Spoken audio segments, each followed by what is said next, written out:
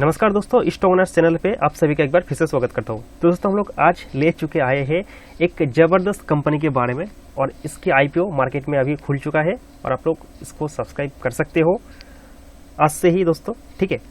तो दोस्तों इस कंपनी का खास बात क्या है और एक कंपनी क्या है और कौन सी प्रोडक्ट बनाती है और मार्केट कैपिटलाइजेशन कितना है और कंपनी किस तरह से ग्रोथ रहा है मार्केट में और किस तरह से ग्रोथ आने वाला है फ्यूचर में, इसके बारे में हम लोग जानेंगे।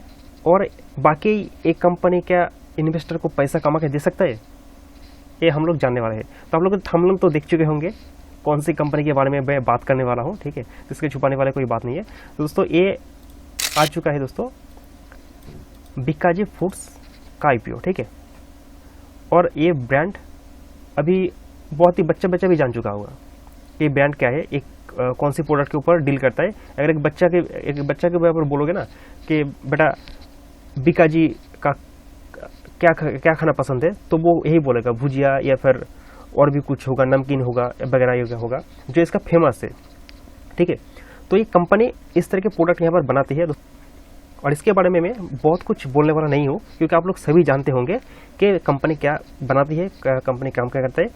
कौन सी चीज़ इंटरेस्टिंग होने वाला है कि देखिए हम लोगों के लिए इंटरेस्ट होने वाला है कि कंपनी कितना प्रॉफिट क्या है, कंपनी का प्रोडक्शन क्या है, कंपनी कौन कौन सी मार्केट में अभी है दोस्तों, और कंपनी का आने वाला जो ग्रोथ है उस ग्रोथ में हम लोग किस तरह से पार्टिसिपेट कर सकते हैं, ठीक है। तो हम लोगों के लिए यही देखने वाले लायक चीज़ है यहाँ पर और बोलने वाले कुछ है नहीं। तो दोस्तों अगर नमकीन की बात की जाए या फिर भुजिया की बात की जाए तो हल्दीराम्स तो है ही दोस्तों।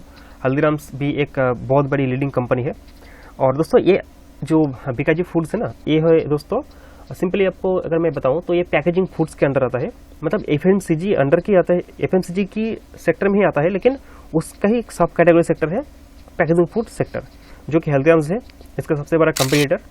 और दोस्तों यहाँ पर देखेंगे तो थोड़ा बहुत अदर्स कंपनी भी है, लेकिन इसका हम लोग अगर कंपेयर करेंगे दोस्तों, ठीक है, इसका अगर कंपेयर करेंगे तो ब्रिटानिया से हम लोग कंपेयर कर सकते हैं या फिर हम लोग कंपेयर कर सकते हैं पार्ले से कर सकते हैं और नेस्ले से भी कर सकते हैं हम लोग। अभी इस तरह की कंपनी से हम लोग अगर कंपेयर करेंगे तो इसका जो अपना जो वैल्यूएशन है वो निकल के आ जाएगा, ठीक है।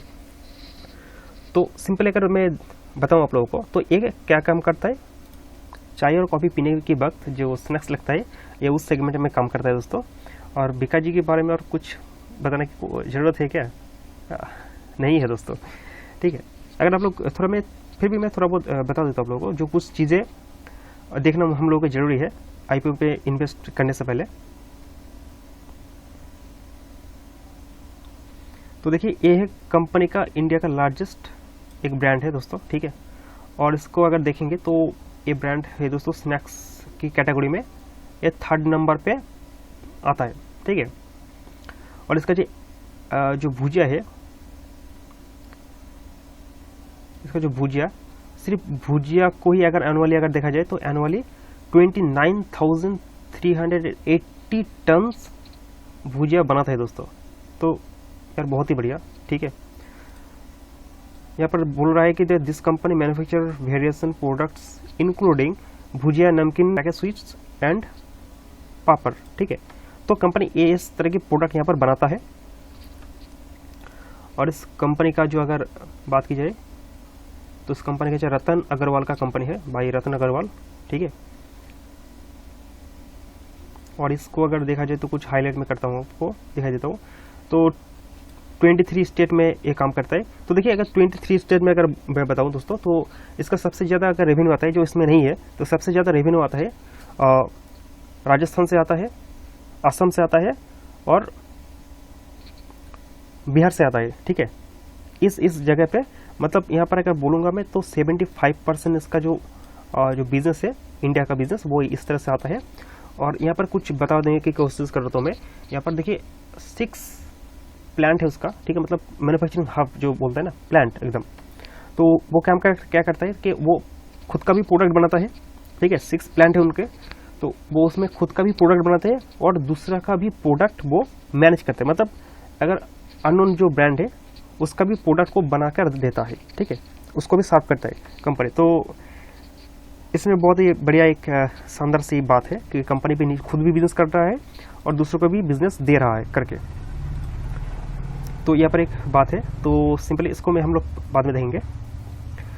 तो चलिए हम लोग थोड़ा बहुत वीकनेस और स्ट्रेंथ के बारे में हम लोग थोड़ा बता देता हूँ मैं आप लोगों को।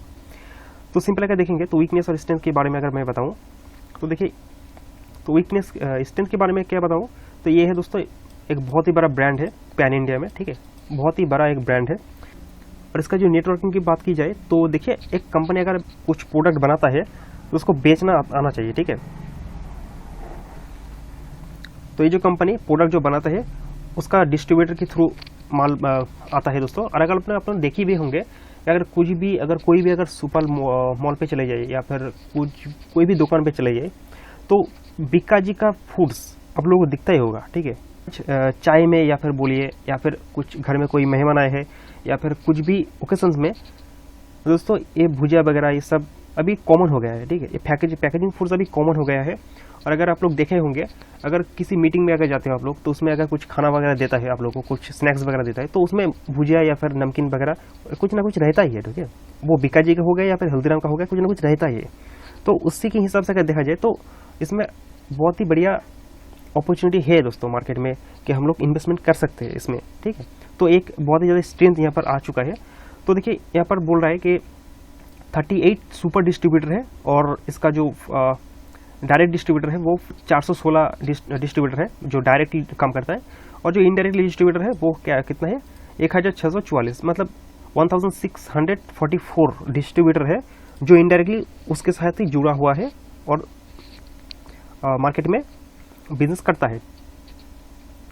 और कुछ बात की जाए तो देखिए, ये बहुत ही ज़्यादा इंटरेस्टिंग यहाँ पर बात मुझे लगी है।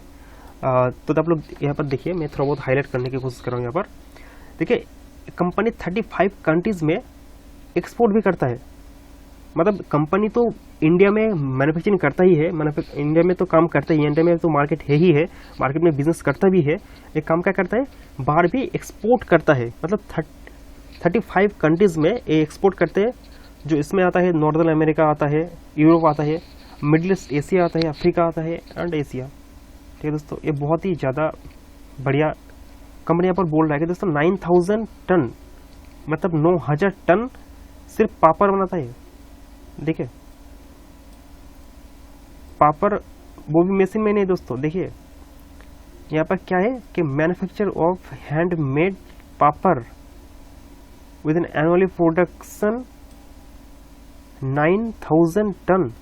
ये बहुत ही ज़्यादा बड़ा है दोस्तों, बहुत ही ज़्यादा बढ़िया, ठीक है।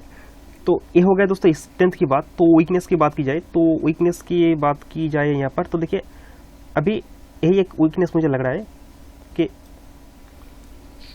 जो फाइनेंशियल ईयर है, जो 2022 का जो फाइनेंशियल ईयर है, उसमें 35% जो कम मतलब कम नेट प्रॉफिट की बात की जाए तो नेट प्रॉफिट भी यहाँ पर कम हुआ है और रेवेन्यू यहाँ पर कम हुआ है, ठीक है। और कंपनी यहाँ पर, कंपनी के अगर बोर्डिंग से अगर देखेंगे वो कितना है, 156 करोड़।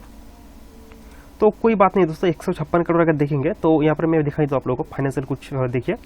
तो यहाँ पर देखेंगे तो फाइनेंशियल ईयर 2020 में अगर देखेंगे तो इसका जो रेवेन्यू आया था 1074 करोड़, ठीक है। और अगर 21 की बात की जाए तो यहाँ पर 1310 करोड़ और 2020 में अगर देखा जाए तो 1610 करोड़। मतलब यहाँ पर रेवेन्यू तो बड़ा है, लेकिन दोस्तों यहाँ पर देखिए नेट प्रॉफिट की बात की जाए तो नेट प्रॉफिट यहाँ पर थोड़ा बहुत वीकनेस लग रहा है कि देखिए 20 में तो इसका नेट प्रॉफिट था 56 करोड़, तो बहुत ही बढ़िया है क्योंकि उस टाइम कोविड भी चल रहा था, फिर भी कंपनी का ग्रोथ बहुत ही अच्छा खासा रहा है यहाँ पर। और देखेंगे यहाँ पर तो देखिए एफएमसीजी कंपनी का यही मजा है, तो कुछ भी हो जाए लेकिन दोस्तों कुछ ना कुछ खाने की अगर बात की जाए तो लगेगा ही दोस्तों, ठीक है। तो यहाँ पर देखिए 21 की बात की जाए तो 21 में भी 90 करोड़ का प्रॉफिट, मतलब नेट प्रॉफिट यहाँ पर गेन किया है दोस्तों, ठीक है। और यहाँ पर देखेंगे तो 2022 में ये प्रॉफिट थोड़ा बहुत घट के आ चुका है, मतलब ठीक है। यहाँ पर 76 करोड़, अगर फिर भी मैं बताऊँ दोस्तों कि नेट प्रॉफिट अगर 76 करोड़ आता है 2022 में भी, ठीक है, तो 156 करोड़, मतलब 156 करोड़ का जो उधार है ना, मतलब जो डेथ है कंपनी का, तो वो चुकाने में कितना टाइम लगेगा? हार्डली 2 साल, 2 साल से 3 साल में ही कंपनी उसका जो बोरोइंग है वो चुका देगा। उसके बाद कंपनी डेट फ्री हो जाएगा, अगर कंपनी चाहता है तो, ठीक है। नेट प्रॉफिट को ही पूरा डेट को कंप्लीट कर देगा, ठीक है। तो आप लोगों ने कंपनी के बारे में थोड़ा बहुत जान चुके होंगे। तो अभी कंपनी में इन्वेस्ट किया जाए या फिर नहीं किया जाए, अगर मेरी एक्सपीरियंस से मैं आप लोगों को बताऊं तो कंपनी में डेफिनेटली इन्वेस्ट किया जा सकता है। लेकिन दोस्तों ये इसको शॉर्ट टर्म में मत लीजिएगा, इसको लॉन्ग टर्म में ही लीजिएगा, ठीक है। फ्यूजन का जो IPO आया था, मैं उसमें भी बोला था आप लोगों को कि आप लोग लॉन्ग टर्म में अगर बना के रखेंगे तो आप लोग बहुत अच्छा प्रॉफिट यहाँ पर कमा सकते हैं। तो उसी तरह से मैं यही बोलूँगा दोस्तों बीकाजी फूड्स के बारे में भी। तो इसमें भी दोस्तों आप लोग लॉन्ग टर्म में इसको होल्ड करके रख सकते हो। तो कंपनी की बात कीजिए तो कंपनी स्टैब्लिश हुआ है दोस्तों 1995 में, ठीक है। और कंपनी का जो आज ही ओपन हो गया है, इसका जो बिडिंग डेट है वो आज ही लग चुका है। तो आप लोग आज से ही इसको सब्सक्राइब कर सकते हो। और ये चलेगा कितने दिन? 7 नवंबर को चलेगा, ठीक है। तो अच्छा खासा दिन है, तो आप लोग काम कर सकते हैं यहाँ पर। और ये मतलब क्रेडिट हो जाएगा आप लोगों को 14 नवंबर, और 16 नवंबर को आप लोगों के लिस्टिंग आ जाएगा और आप लोग यहाँ पर बाइंग भी कर सकते हो, यहाँ पर सेलिंग भी कर सकते हो। अगर आप लोगों के पास अगर नहीं होता है अलॉटमेंट तो आप लोग इस टाइम में ही भी आप लोग बाय करते हो, या और जिसके पास आ गया है तो वो अगर चाहते हो तो 16 तारीख को ही सेल कर सकते हो, ठीक है। लेकिन अगर मैं दोस्तों में अगर बात बताना चाहता हूँ आप लोगों को, अगर आप लोग लिस्टिंग गेन के लिए आए हो कंपनी में तो आप लोग इन्वेस्ट थोड़ा कर सकते हो, लेकिन उसमें भी रिस्क है, ठीक है। बता रहा हूँ आप लोगों को, क्योंकि कंपनी का जो वैल्यूएशन है, मतलब इसको फाइनेंशियल डेटा अगर रीड करके देखा जाए और कुछ बैकग्राउंड का डेटा अगर मैं देखा जाए तो उसमें दोस्तों आता है कि वैल्यूएशन मतलब PE रेशियो, ठीक है। सिंपली मैं बता दूँ आप लोगों को, PE रेशियो जो आता है ना वो 94 के आसपास आता है, वो 94 के आसपास आता है PE रेशियो, जो कि अदर सेगमेंट की अगर बात की जाए, कंपटीशन की बात की जाए तो उससे थोड़ा बहुत ज़्यादा लग रहा है। मतलब वैल्यूएशन देखिए जनरली क्या करता है, कंपनी जब लिस्टिंग करता है ना तब हाई वैल्यूएशन पे ही लिस्टिंग करता है, और जब लिस्टिंग हो जाता है एक बार मार्केट में तब उसका जो एक्चुअल वैल्यूएशन दिखाई दे रहा है मार्केट में दिखाई देता है, ठीक है। तब एक्चुअल वैल्यूएशन मार्केट में दिखाई देता है। आप लोग नाइका भी वैल्यूएशन देखिए, आप लोग अदानी ऑयल मार्ट की वैल्यूएशन देखिए, तो देखिए सिंपली अगर नाइका की बात की जाए तो नाइका के जो वैल्यूएशन दिखाई दे रहे तो वो जिस टाइम लिस्टेड हुआ था, जिस प्राइस में लिस्टेड हुआ था उससे ही बहुत ही ज़्यादा कम प्राइस में अभी मिल रहा है, ठीक है। लेकिन अदानी ऑयल मार्ट की अगर बात की जाए तो अदानी ऑयल मार्ट जिस वैल्यूएशन पे लिस्टेड हुआ था उससे भी कई गुना वैल्यूएशन पे अभी खड़ा है, क्योंकि उसका वैल्यूएशन बहुत ही ज़्यादा बड़ा था लेकिन वो कम करके मार्केट में आया था, और वैल्यूएशन जिसका बढ़ा के मार्केट में आया हुआ वो कहे अभी उसका असलियत सामने आ चुका है। मतलब मार्केट ही उसको असलियत बता देगा कि आपका वैल्यूएशन कितना है, ठीक है। तो सिंपली अगर देखा जाए तो कंपनी का वैल्यूएशन इस तरह से निकल के आ जाएगा। तो 94 है, तो वैल्यूएशन कुछ थोड़ा बहुत ज़्यादा लग रहा है, तो लिस्टिंग गेन की चांसेस बहुत ही कम मुझे दिखाई दे रहा है। और बात की जाए तो लॉन्ग टाइम इन्वेस्टमेंट की, तो पहले इसको लिस्टेड होने दीजिए और होने के बाद फिर से देखिए मार्केट में जब एक थोड़ा बहुत डिस्काउंट मिलेगा आप लोगों को। जब कोई भी कुछ भी शेयर जब मार्केट में जब बेचेगा ना, जब इन्वेस्टमेंट बैंकर भी शेयर बेचेगा, बेचने के बाद जब प्रॉफिट निकालेगा तब आप लोगों के एक वैल्यूएशन, अच्छी वैल्यूएशन बेसिस पे आप लोगों को मिल जाएगा। तो सिंपली अगर और भी कुछ बात की जाए तो इसका जो फेस वैल्यू रखा है वो 1 रुपये रखा है, और 50 लॉट का जो शेयर है मतलब 50 का शेयर है, शेयर का 1 लॉट है, और कंपनी 881 करोड़ मार्केट से रेज करना चाहते हैं, और NSE BSE में दोनों पे ही आप लोग को मिल जाएगा। और इसका जो प्राइस बैंड रखा है वो 285 से 300 के बीच में रखा है। तो मोटा मोटी अगर देखा जाए तो ठीक ठाक ही है। तो अगर आप लोग चाहते हो इन्वेस्टमेंट करना तो मैं राय दूंगा कि थोड़ा बहुत रुक जाइए। IPO में लिस्टिंग गेन की तरफ से अगर देखा जाए तो आप लोग कम कर सकते हो, वो आपके ही रिस्क में रहेगा। और अगर आप लोग लॉन्ग टर्म में अगर चाहते हो तो कंपनी को लिस्टेड होने दीजिए पहले, और होने के बाद जब थोड़ा बहुत इसका जो प्राइस जब नीचे आएगा तो तब आप लोग बाई कर लेना, तब आप लोग के अच्छा खासा डिस्काउंट पे ही मिल जाएगा आप लोगों को, ठीक है। तो चलिए दोस्तों नमस्कार, मिलते हैं अगले वीडियो में। अगर आप लोगों को वीडियो अच्छा लग रहा है तो वीडियो को लाइक कीजिए, शेयर कीजिए, कमेंट्स कीजिए और जरूर सब्सक्राइब कीजिए, ठीक है। तो मिलते हैं अगले वीडियो में, तब तक के लिए नमस्कार।